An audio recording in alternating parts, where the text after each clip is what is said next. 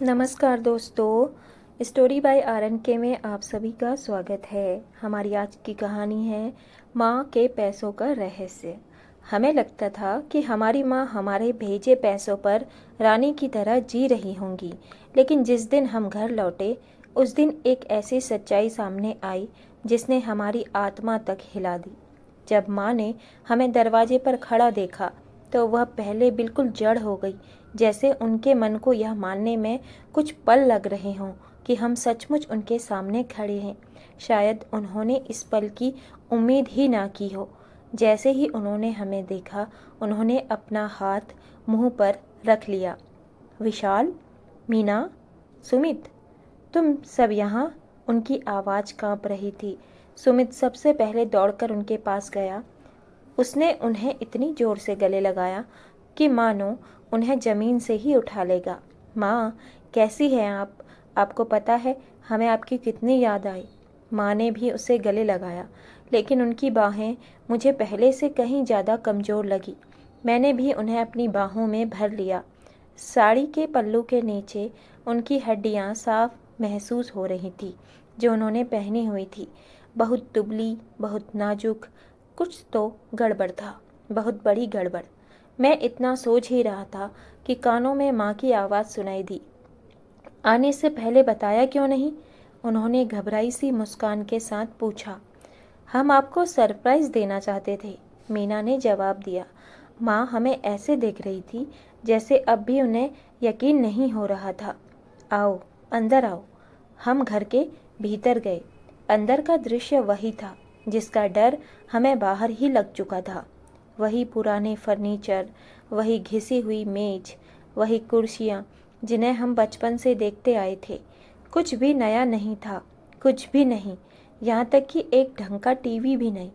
क्या माँ ने आज तक कोई भी बदलाव नहीं किए थे? ऐसा कैसे हो सकता था कि माँ ने इतने समय तक कुछ भी नया ना लिया हो? कमरे में सन्नाटा भारी हो गया। सुमित ने चारों ओर देखा। माँ, उसने धीरे से कहा, आपने कुछ भी नहीं बदला। उसने वही बात बोली जो कब से मेरे मन में भी चल रही थी। माँ ने हल्के से कंधे उचकाए। मैं ऐसे ही ठीक हूँ, लेकिन मीना उन लोगों में से नहीं थी जो छोटी छोटी बातें नज़रअंदाज कर दे। उसकी आंखें हर कोने को परख रही थी। दीवारों की दरारें, पुरानी रसोई, छोटा सा फ्रिज। माँ, आखिर उसने पूछा, पैसे कहाँ हैं? यह सवाल कमरे के बीचों बीच पत्थर की तरह गिरा। माँ ने नजरें झुका ली। कौन से पैसे? यह सुनकर हम तीनों के कान खड़े हो गए। मेरे पेट में अजीब सी गांठ बंध गई। वही जो हमने भेजे थे, मैंने कहा। 5 साल तक। फिर वही सन्नाटा। माँ घबराकर अपनी साड़ी के किनारे से खेलने लगी। मैंने उससे अपना गुजारा किया। मीना ने सिर हिला दिया। माँ, हम तीनों ने मिलकर आपको 30 लाख रुपये से भी ज़्यादा भेजे थे। माँ के हाथ में जो चम्मच था वह गिरकर फर्श पर बजा। उस चम्मच की आवाज़ रसोई में गूंज उठी। उनकी आंखें आंसुओं से भर गई। मैं तुम्हें परेशान नहीं करना चाहती थी, माँ ने घबराकर कहा। मेरा दिल तेजी से धड़कने लगा। परेशान किस बात पर? उन्हें जवाब देने में कई पल लगे। फिर उन्होंने फुसफुसाकर कहा, क्योंकि वह पैसा मुझे कभी पूरा मिलता ही नहीं था। जैसे दुनिया एक पल के लिए थम गई। क्या? मीना की भौहें सड़क सिकुड़ गई। पूरा नहीं मिलता था? इसका क्या मतलब? माँ ने गहरी सांस ली। मुझे कुछ मिलता था, लेकिन सब नहीं। मुझे लगा जैसे जमीन मेरे पैरों के नीचे से खिसक रही हो। तो बाकी कौन लेता था? माँ ने आंखें बंद कर ली और एक नाम लिया, तुम्हारे मामा जी। हम सब पर एक भारी सन्नाटा टूट कर गिरा। मामा जी? माँ के छोटे भाई? वही आदमी जिसने कहा था कि जब हम विदेश चले जाएंगे तो वह माँ का ध्यान रखेगा। वही जो बैंक के काम संभालता था, क्योंकि माँ को बैंकिंग की समझ नहीं थी। सुमित सबसे पहले संभला। नहीं, उसने फुसफुसाया, लेकिन माँ ने सिर हिलाया। वह कहता था कि कागजी काम के लिए चाहिए, कुछ निवेश करना है, परिवार की मदद करनी है। मीना ने गुस्से से अपनी मुट्ठियां भींच लीं। उसने कितना रख लिया? माँ ने जवाब नहीं दिया, वह सिर्फ रोती रही। उस रात हम में से कोई ठीक से सो नहीं पाया। अगली सुबह हम मामा को ढूंढने निकल पड़े। वह सिर्फ 10 गलियां दूर रहता था, लेकिन उसका घर हमारी माँ के घर से बिल्कुल अलग था। 2 मंजिला मकान, नया गेट, बाहर खड़ी एक चमचमाती SUV। सुमित ने अविश्वास से घर को देखा। मेरा तो सिर लगभग चकराने लगा। यह नहीं हो सकता, लेकिन हो चुका था। हमने दरवाज़ा खटखटाया। मामा ने दरवाज़ा खोला। हमें देखते ही उसके चेहरे की मुस्कान जम गई। विशाल, तुम लोग यहाँ क्या कर रहे हो? हम उसको बुलाने का इंतजार किए बिना ही अंदर चले गए। मीना ने सीधा कहा, बिना किसी डर की, हमें माँ के पैसों के बारे में बात करनी है। यह सुनकर मामा का चेहरा बदल गया। कौन से पैसे? मैंने अपना फ़ोन निकाला, उसे एक एक ट्रांसफ़र दिखाया। साल दर साल, महीना दर महीना। उसकी आंखों की कठोरता बढ़ गई। वह निवेश के लिए था। कौन सा निवेश? मीना ने पूछा। फिर से वही सन्नाटा। सुमित एक कदम आगे बढ़ा। जब माँ उस हालत में जी रही थी, तब तुम अब घर खरीद रहे थे? मामा ने ऊंची आवाज में कहा। मुझे भी अच्छा जीने का हक है। उसकी यह बात सुनकर हम सन्न रह गए। हमारी माँ के पैसों से? मैंने कहा। मैं उनका ख्याल रखता था, उसने जवाब दिया।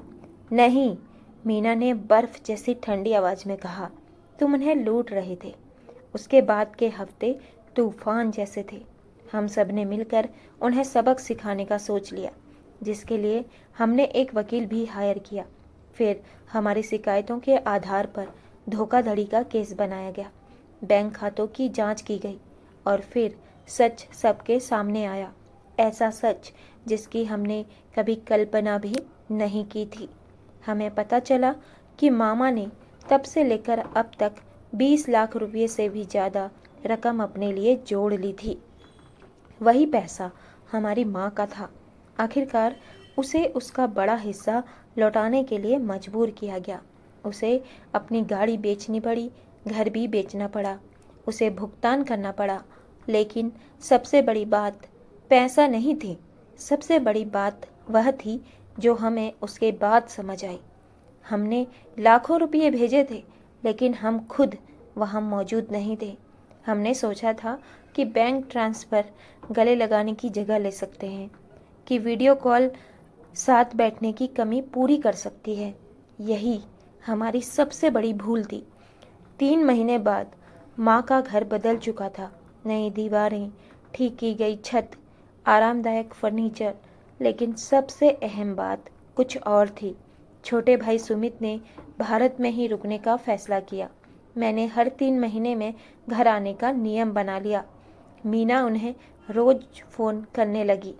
एक शाम जब हम नई बैठक में साथ बैठकर चाय पी रहे थे, माँ ने हमें शांत मुस्कान से देखा।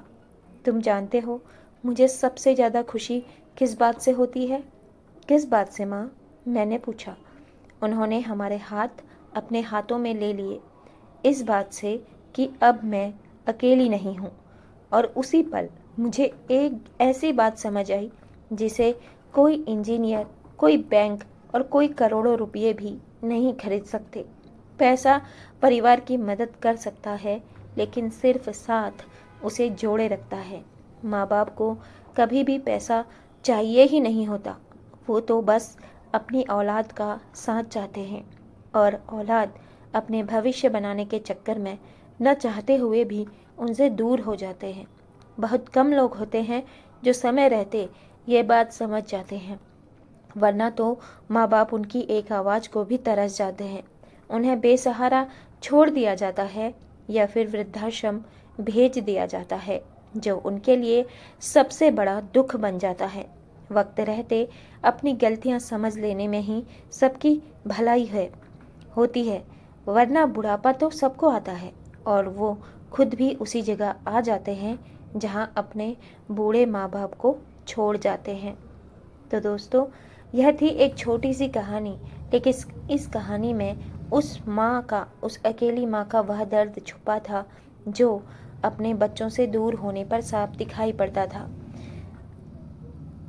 उसकी तन्हाई और उसके दुख को वही इंसान समझ सकता है जो इस दर्द से गुजर चुका है। हर औलाद से मेरी विनम्रता से प्रार्थना है कि अपने माँ बाप को अकेला न छोड़े, बुढ़ापे में उनको अपने साथ रखे, उनके किए गए उस प्यार और उस त्याग को कभी न भूलें। माता पिता का आशीर्वाद बना रहे।